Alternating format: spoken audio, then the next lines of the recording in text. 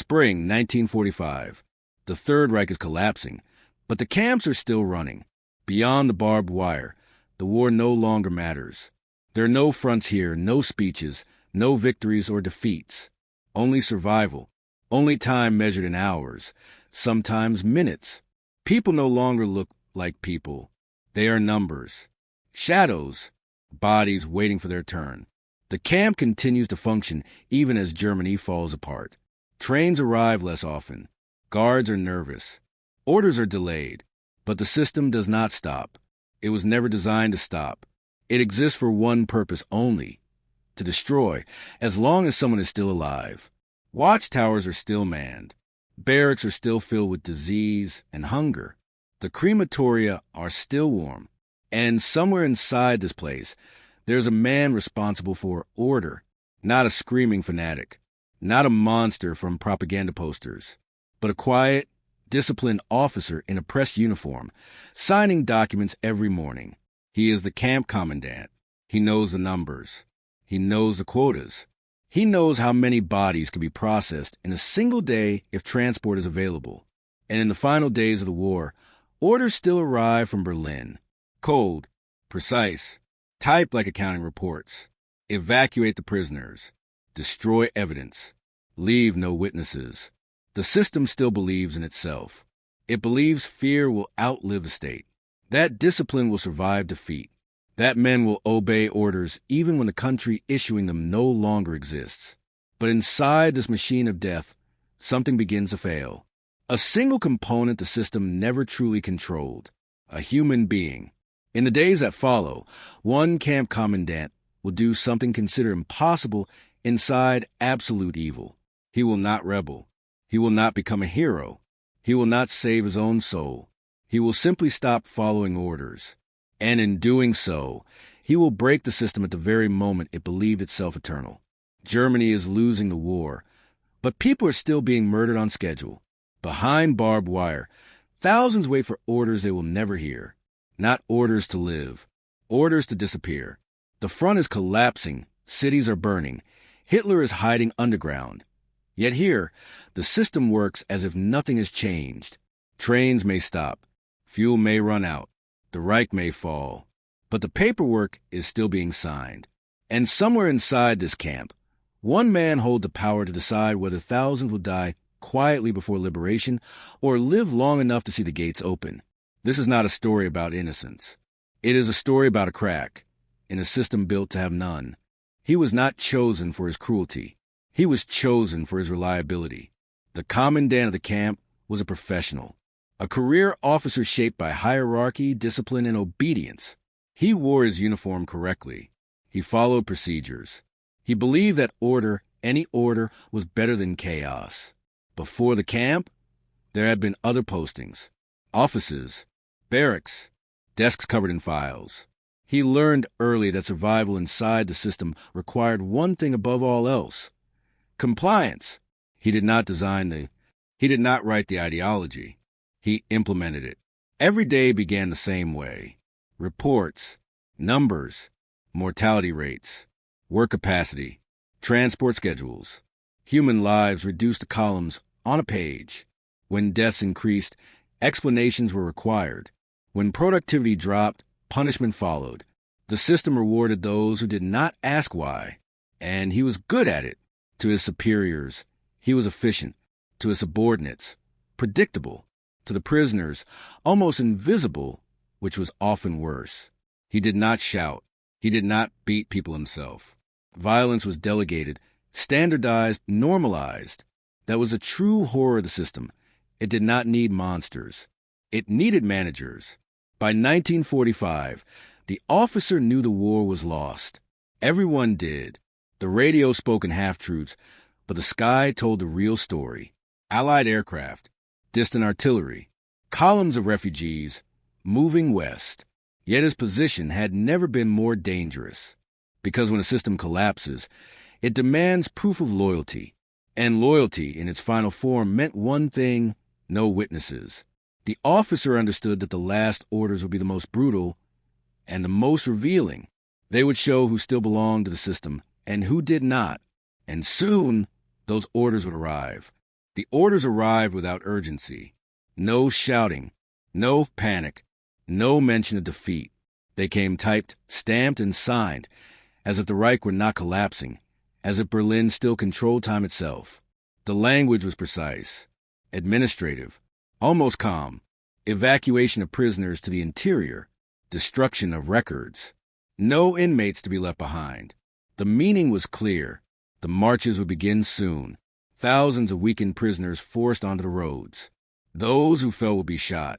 Those who survived would be worked to death elsewhere.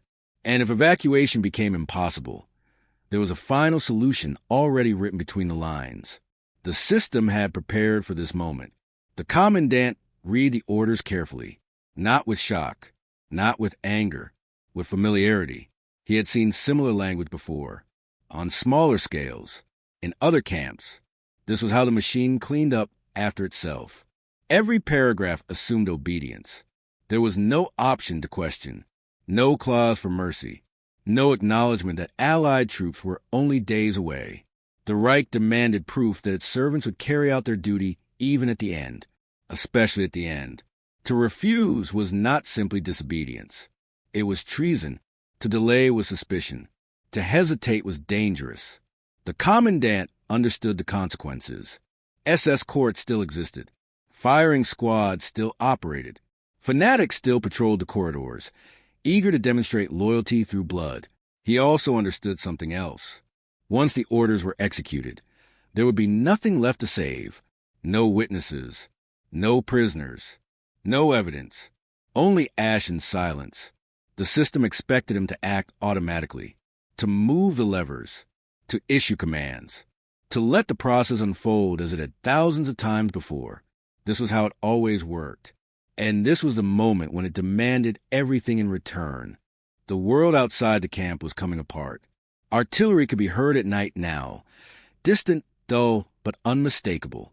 The sound did not belong to training exercises or propaganda films. It was the sound of armies moving closer, of a front that no longer obeyed maps. The radio grew unreliable. Official broadcasts spoke of regrouping and counterattacks, but no one believed them anymore. Trains stopped arriving on time. Then they stopped arriving at all. Fuel was rationed. Ammunition inventories no longer matched reality.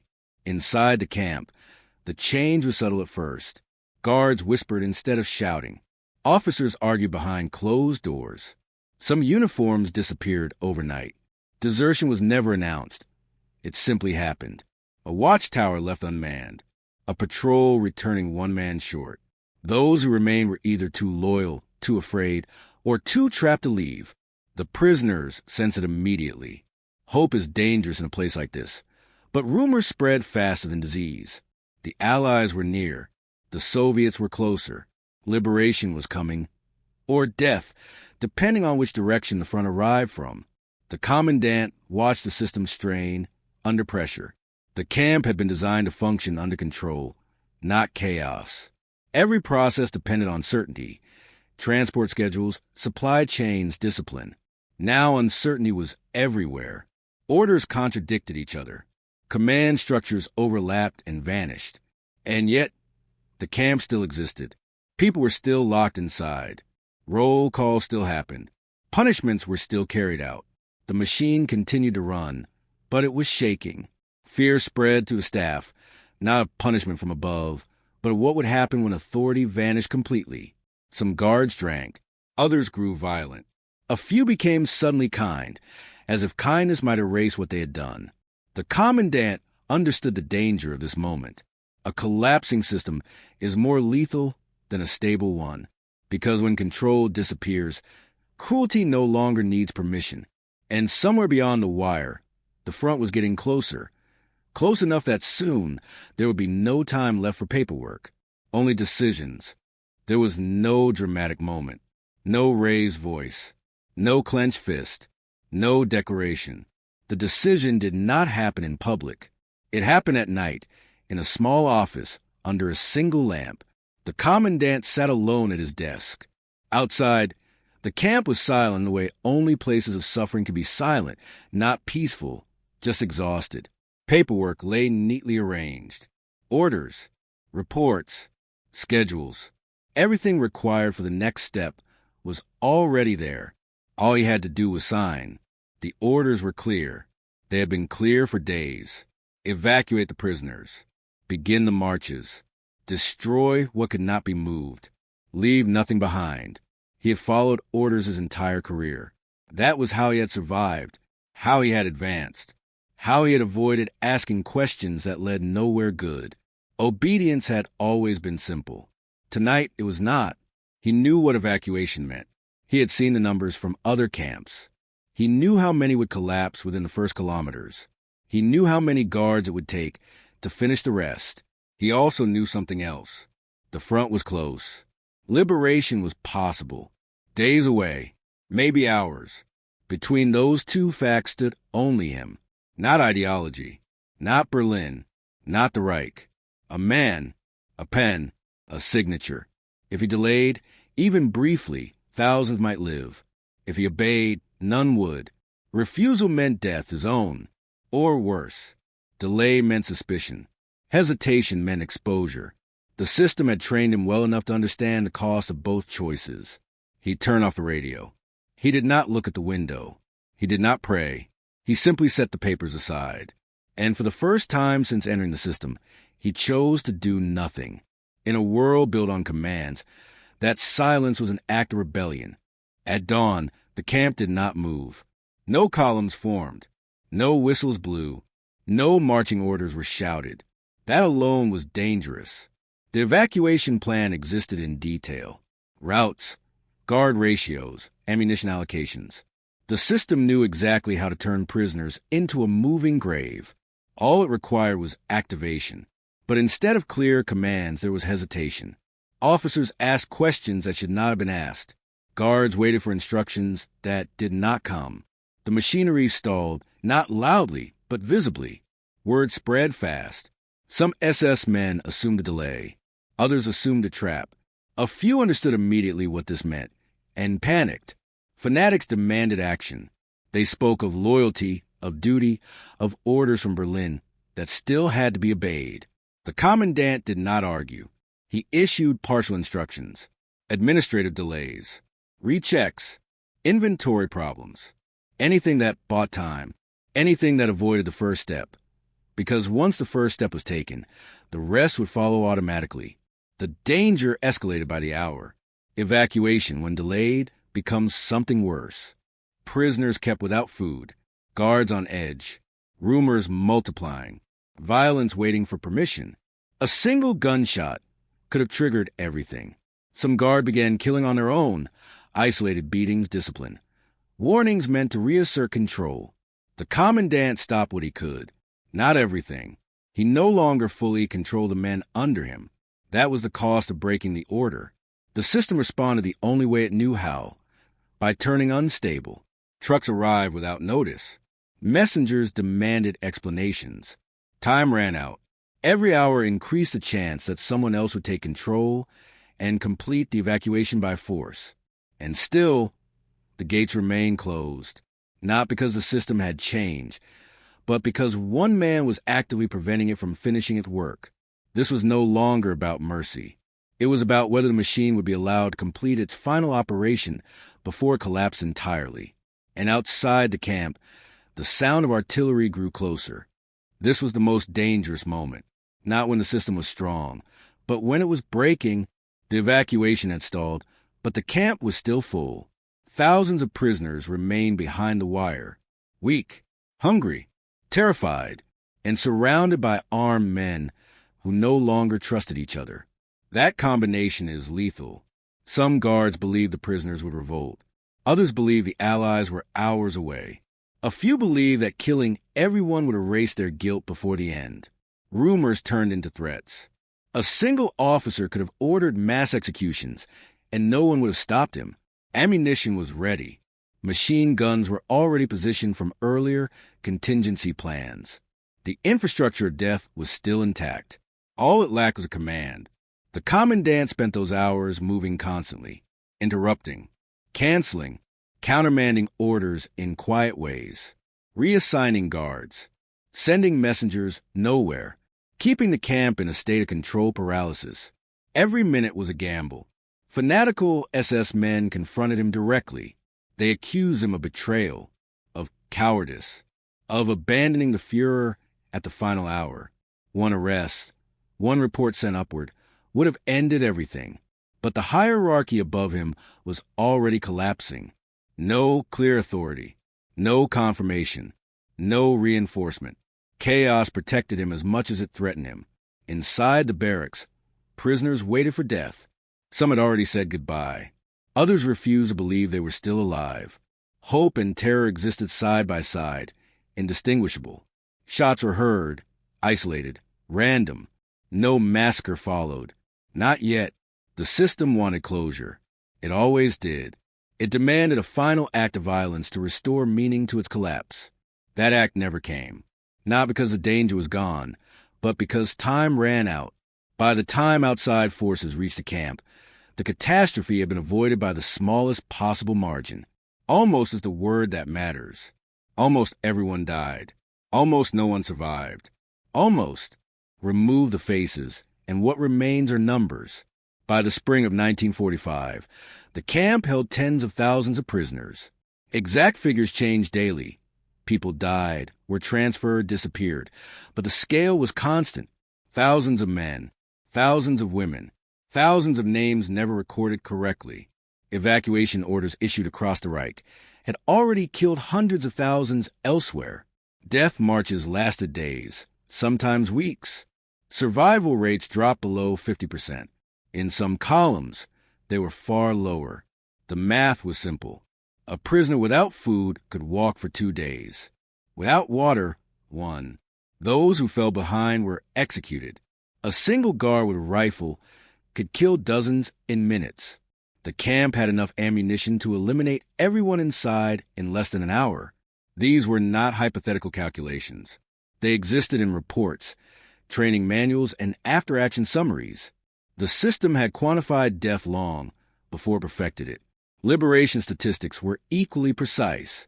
In camps where evacuation was completed, almost no one remained alive to be freed. In camps where delays occurred, survival increased dramatically, sometimes by thousands. Days mattered. Hours mattered. Minutes mattered. In this camp, liberation came before the final order was executed. Thousands survived who were not supposed to. Not because the system failed, but because it was interrupted. After the war, historians would struggle to explain such anomalies. They did not fit the model. The system was designed to eliminate variance.